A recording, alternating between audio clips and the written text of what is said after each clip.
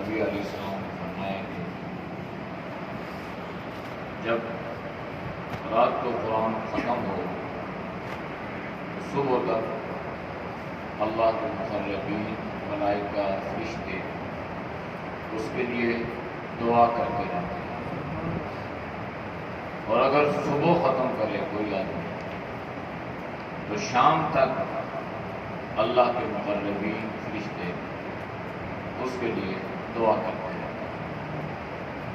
ملائکہ اللہ کی ایسی مخلوق ہے، وہ اللہ کے مقرب ہیں، ان کو مقربین یعنی اللہ کے قریب ہی کہا گیا۔ گناہوں سے پاک اللہ نے ان کو پیدا کیا۔ تو جب ملائکہ فرشتے کسی انسان کے لیے دعا کرتے ہیں تو اللہ ملائکہ کی دعا کو لازمی قبول فرماتا ہے، ان کی دعائیں رد نہیں ہوتی۔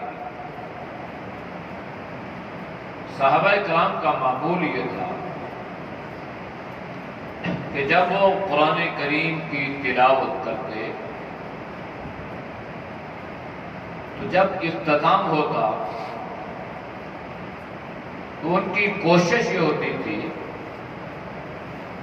کہ گرمیوں میں وہ صبح ختم کر دے اور سردیوں میں وہ رات کو شام کو ختم کر دے۔ وجہ یہ تھی کہ گرمیوں میں دن لمبے ہیں، راتیں چھوٹی ہیں، اور سردیوں میں راتیں لمبی ہیں، دن چھوٹے ہیں۔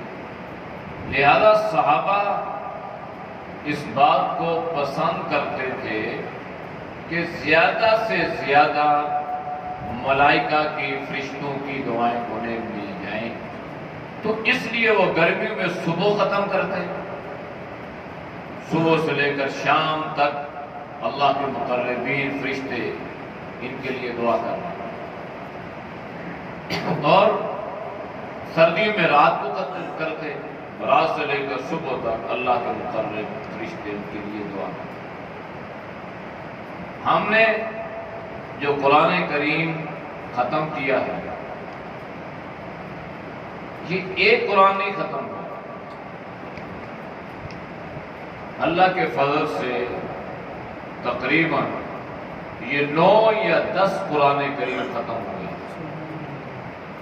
اس کی وجہ یہ ہے کہ ایک سنانے والا جب قرآن کریم سناتا ہے تو جتنا اس نے سنانا ہے تراویح میں، اس کو دن کو یاد کرتا ہے، ریپیٹ کرتا ہے، اس کو تسلسل کے ساتھ اس کو پڑھتا ہے۔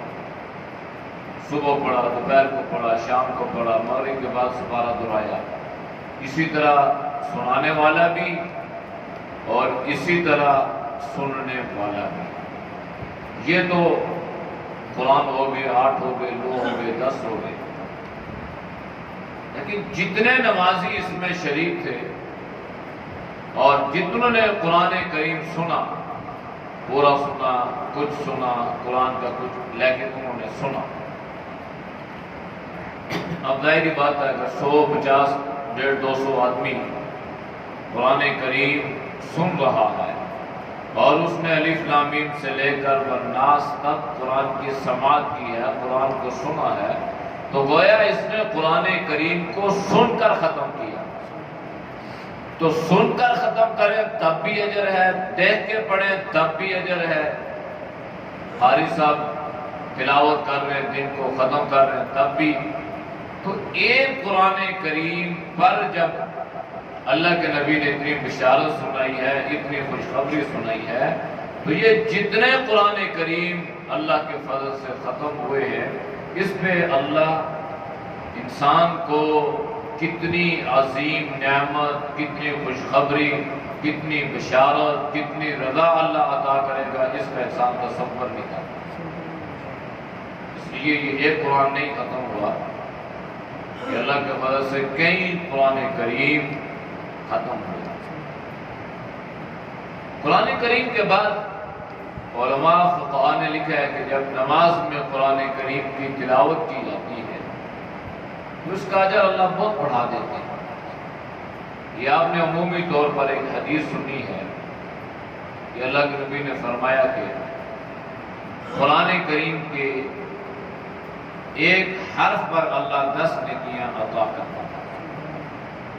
اور آپ نے یہ فرمایا کہ میں یہ نہیں کہتا کہ الف لام میم یہ ایک حرف ہے، بلکہ فرمایا کہ الف حرف لام حرف میم حرف، یعنی الف الگ ہے، لام الگ ہے، میم الگ ہے۔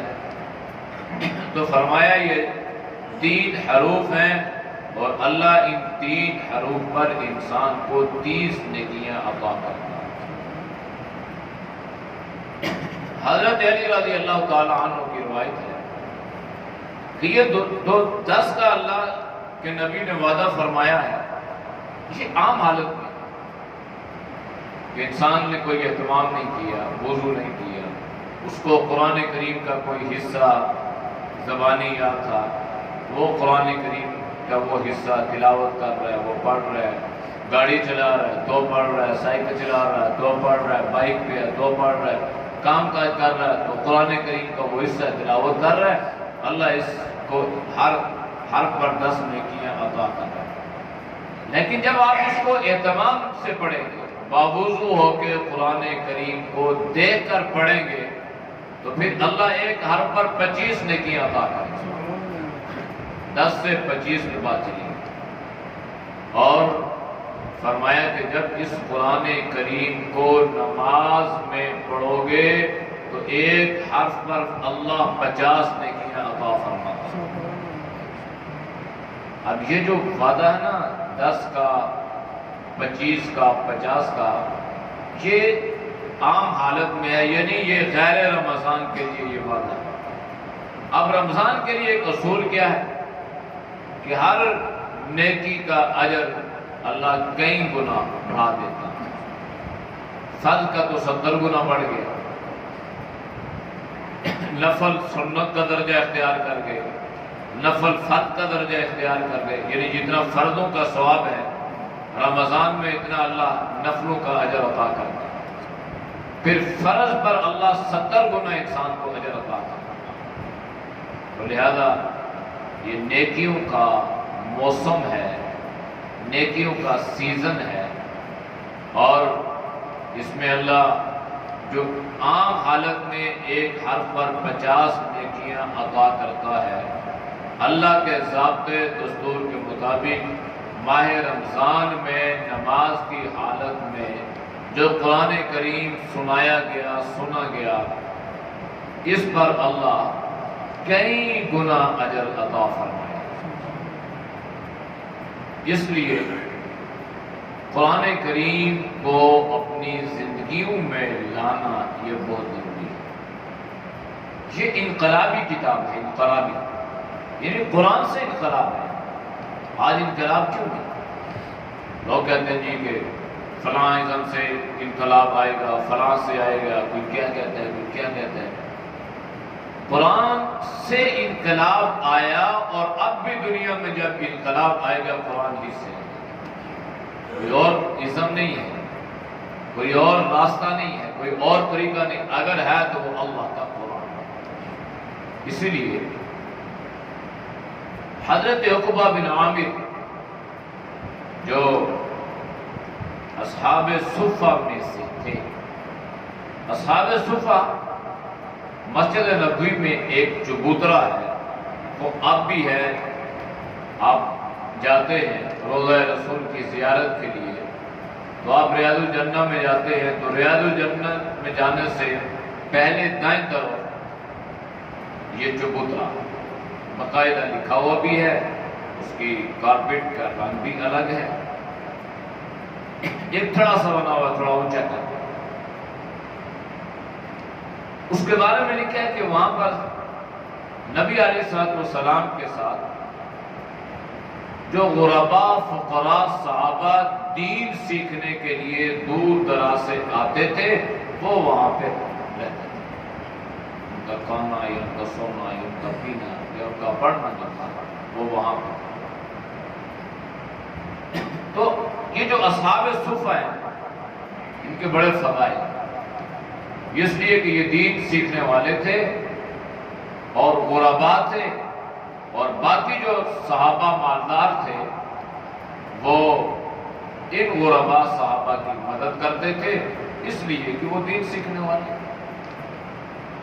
تو مسجد نبوی میں مدرسے کی بنیاد امام الانبیاء صلی اللہ علیہ وسلم نے خود رکھی۔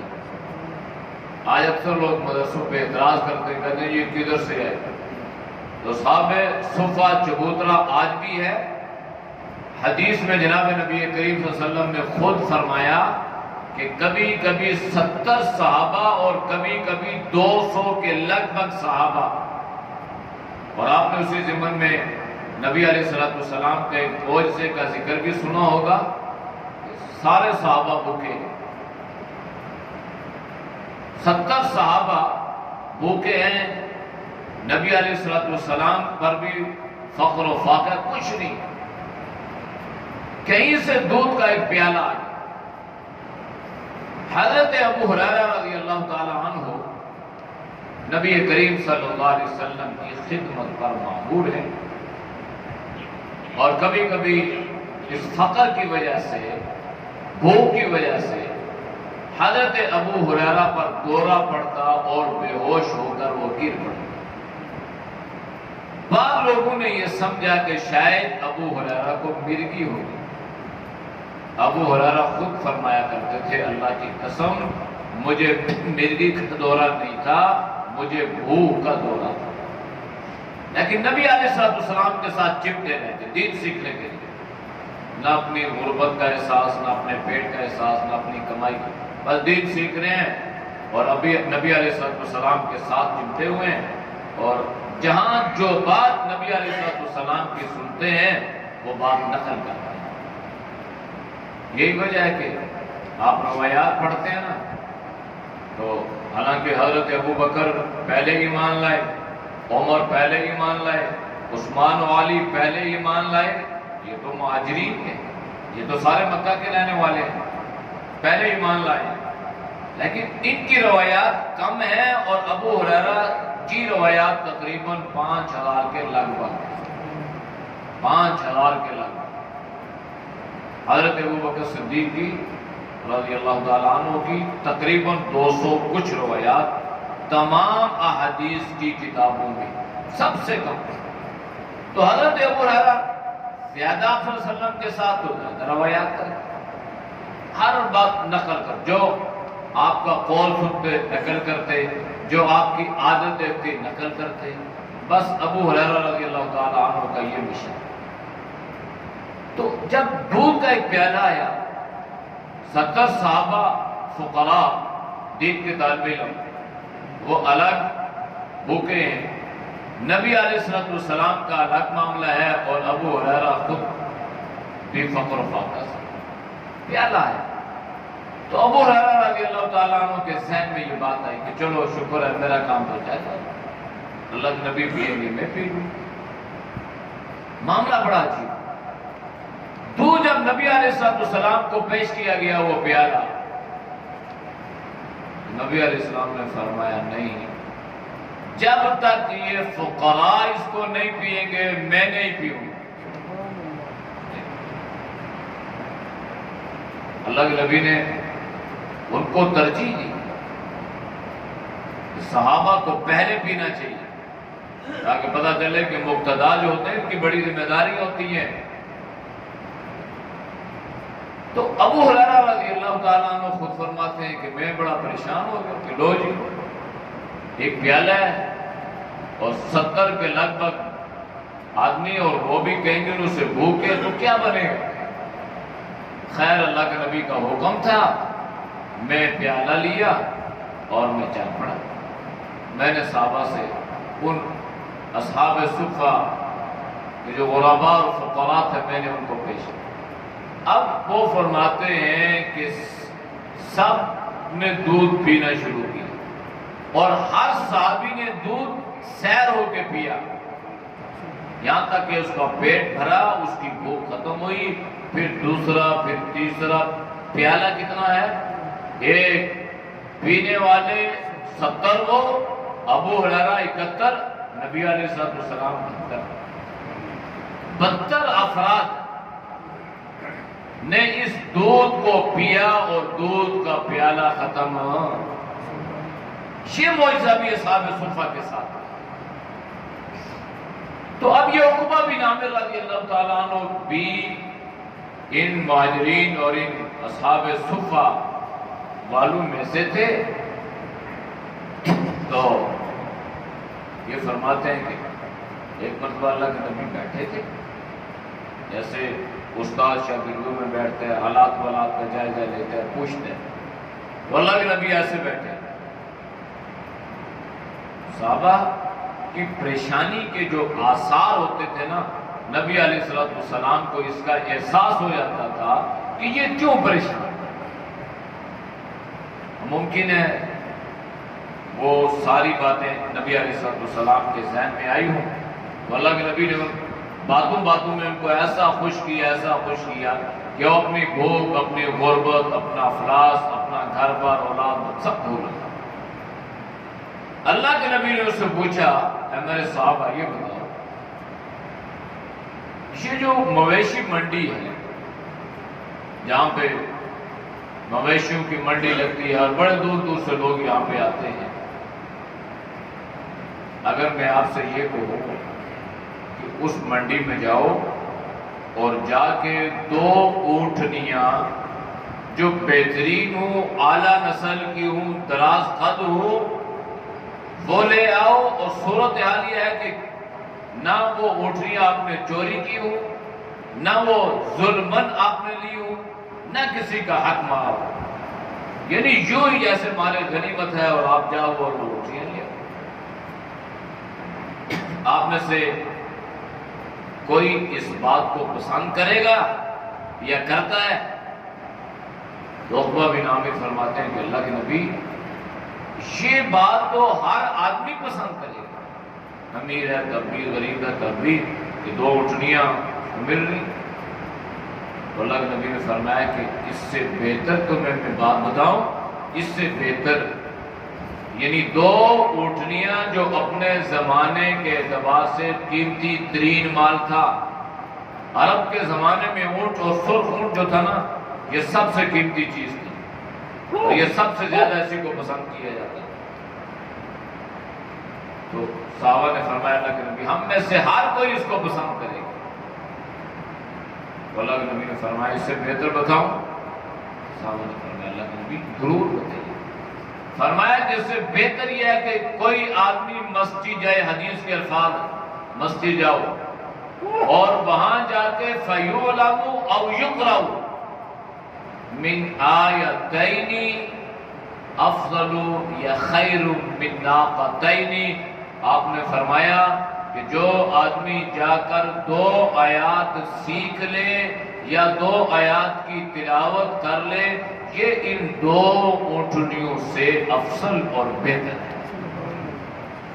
یعنی آج کے زمانے میں اگر آپ یہ کہتے ہیں پراڈو کتنی مہنگی ہے بھائی، اور اگر کسی کو یہ بھائی 2 پراڈو ملیں گی، اور صورتحال یہ ہے کہ وہ سمجھو آپ کی لاٹری ہے، وہ ظلم بھی نہیں ہے، زیادتی بھی نہیں ہے، کوئی چوری چرائی بھی نہیں، بس آپ کو مل رہی ہے، حکومت کی طرف سے آپ کو مل رہی ہے، اور آدمی کہے گا ٹھیک ہے۔ لیکن جب اللہ کے نبی نے فرمایا کہ اس سے بہتر یہ ہے، تو پھر ہم اس بہتر کی طرف کیوں نہیں آتے؟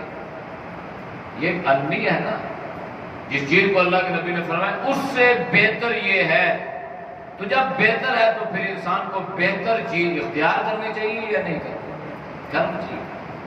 اچھا، اللہ کے نبی نے بہتر کیوں قرار دیا؟ شاید کسی کے ذہن میں یہ سوال آئے، اشکال پیدا ہو کہ بھائی وہ اتنا قیمتی مال، قیمتی سرمایہ، اس سے کیسے بہتر ہو سکتا ہے؟ بھائی بہتر اس اعتبار سے، یہ جو مال مل گیا نا، یہ مال عارضی ہے، مستقل نہیں، اس مال کو فنا ہے، بقا نہیں ہے، لیکن جو آپ نے سیکھ لیا، اس سیکھنے کو فنا نہیں ہے، اس کو بقا ہے۔ یہ سیکھا ہوا قبر میں بھی کام آئے گا، یہ سیکھا ہوا حشر میں بھی کام آئے گا، اور یہ سیکھا ہوا انسان کے لیے جنت میں جانے کا ذریعہ ہے۔ اس لیے ہم قرآن تو پڑھتے ہیں، سیکھتے بھی ہیں، لیکن یہ کہ یہ احساس اور یہ شعور کہ میری زندگی میں اللہ کا قرآن آئے، یہ کوشش ہمیں کرنی چاہیے، ورنہ کل قیامت والے دن یہ قرآن کریم ہمارے خلاف مقدمہ دائر کرے گا۔ ہر حق والا ہم سے حق کا مطالبہ کرے گا تو قرآن بھی مطالبہ کرے گا۔ لہذا وقت نکال کے، اپنے قیمتی اوقات میں سے وقت نکال کے اللہ کے اس کلام کو سیکھنے کی کوشش کرنی چاہیے۔ اللہ کا شکر ہے ہمارے پاس سیکھنے سکھانے کے اعتبار سے وسائل کی کمی نہیں ہے۔ موجودہ زمانہ ہے، آپ نیٹ پہ بھی سیکھ سکتے ہیں، آپ آن لائن بھی سیکھ سکتے ہیں، آپ خود سرچ کر کے بھی سیکھ سکتے ہیں۔ یہاں پر بھی اللہ کے فضل سے ایک ماحول بنا ہوتا ہے سیکھنے سکھانے کا، آپ تب بھی سیکھ سکتے ہیں۔ لیکن ہم مسلمان بڑے عجیب ہیں، مسجد میں 10 منٹ 20 منٹ آدھا گھنٹہ ہم نہیں، نماز پڑھیں گے، اٹھیں گے، باہر چلے جائیں گے، 10 منٹ 20 منٹ آدھا گھنٹہ وہاں گپ لگے گی، اندر اللہ کا قرآن بیان ہو رہا ہے، یہاں نہیں بیٹھے۔ یہ تو چلو اللہ کی طرف سے ہے، اللہ توفیق دے، ٹھیک ہے، نہ دے تو انسان کیا کرتا ہے۔ لیکن اگر یہی اللہ کا قرآن کل قیامت والے دن اللہ کی عدالت میں گریبان پکڑ لے اور یہ کہے کہ جناب قرآن کی مجلس، قرآن کی محفل، تعلیم و تعلم، درس و تدریس کو چھوڑ کے گپ شپ میں مصروف رہے، تو یہ 10 منٹ آدھا گھنٹہ مسجد میں بیٹھنا ہمارے لیے مشکل ہے۔ سیکھتے بھی نہیں، قرآن نہیں پڑھا تو ٹھیک ہے، بچپن نہیں پڑھا تو کوئی مسئلہ نہیں، 60 سال 70 سال 80 سال کا بوڑھا بھی جب قرآن کریم کو سیکھنے کی کوشش کرتا ہے تو اللہ اس کو سکھا دیتا ہے۔ بلکہ اللہ کے نبی نے اس پر بھی بہترین بشارت سنائی ہے۔ اللہ کے نبی نے فرمایا کہ جب انسان سیکھے نا، یا سیکھ رہا ہو اور وہ سیکھتے سیکھتے اس کی زبان پہ وہ لفظ نہ چڑھ رہا ہو، وہ تلفظ وہ ادائیگی نہ کر سکتا ہو، لفظ غلط پڑھ رہا ہے لیکن محنت کر رہا ہے، مشقت کر رہا ہے، اللہ کے نبی نے فرمایا کہ اللہ اس کی محنت پر، مشقت پر اللہ اس کو دوہرا اجر عطا فرماتا ہے۔ یہ نہیں ہے کہ کوئی آدمی لفظ کو غلط پڑھ رہا ہے لیکن وہ کوشش کر رہا ہے، اور وہ کوشش کر رہا ہے، ٹرائی کر رہا ہے، اللہ اس کو دوہرا اجر عطا کرتا ہے۔ کسی جگہ پہ ایسی خوشخبریاں، ایسی بشارتیں، ایسی عظمتیں نہیں ہیں جو بشارتیں اور عظمتیں اللہ کے نبی نے دین سیکھنے یا قرآن سیکھنے پر بیان فرمائی۔ اس لیے مسجد کے ماحول کو اپنانا چاہیے، پیچھے سے بھاگنا نہیں چاہیے۔ آپ نے ایک مشہور حدیث سنی ہوگی اور اکثر مسجدوں کے محراب منبر پہ وہ لکھی بھی ہوتی ہے، فرمایا المؤمن فی المسجد السمک فی الماء۔ مومن مسجد میں یوں ہوتا ہے جیسے مچھلی پانی میں ہوتی ہے۔ مچھلی پانی میں خوش ہے، پانی سے نکال دو تو پھڑکتی ہے، تڑپتی ہے، چند لمحے زندہ رہتی ہے اور مر جاتی ہے۔ اس کی زندگی اللہ نے پانی کے ساتھ وابستہ رکھی، اس کی حیات پانی کے ساتھ۔ فرمایا کہ الطیر فی القفص المنافق فی المسجد الطیر فی القفص۔ فرمایا کہ منافق جو لوگ مسجد میں یوں ہوتے ہیں جیسے پرندہ پنجرے میں بند ہوتا ہے، یعنی مومن مسجد میں خوش ہے جس طرح مچھلی خوش ہے، اور منافق مسجد میں خوش نہیں ہے جس طرح وہ پرندہ پنجرے میں خوش۔ اس لیے یہ بات چیزیں انسان کو کہاں سے کہاں پہنچا دیتی ہیں۔ یہ خیال کرنا چاہیے کہ بھائی ہم مسجد میں کتنا ٹھہرتے ہیں، کتنا دل ہمارا مسجد میں لگتا ہے، کتنا ہم ٹائم مسجد میں دے رہے ہیں، ہم دین سیکھ رہے ہیں نہیں سیکھ رہے، قرآن سیکھ رہے ہیں نہیں سیکھ رہے۔